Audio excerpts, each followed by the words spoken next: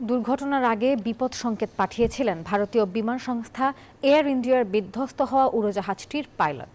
তবে পরে Ahmedabad air traffic control বা এটিসির ডাকে কোনো সাড়া পাওয়া যায়নি।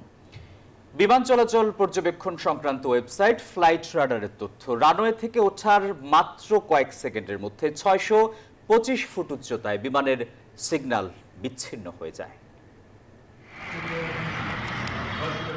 স্থানীয় সময় বেলা ১টা ৩৮ গুজরাটের আহমেদাবাদের সর্দার বল্লভভাই প্যাটেল আন্তর্জাতিক বিমানবন্দর থেকে উড্ডয়ন করে এয়ার ইন্ডিয়ার বিমানটি।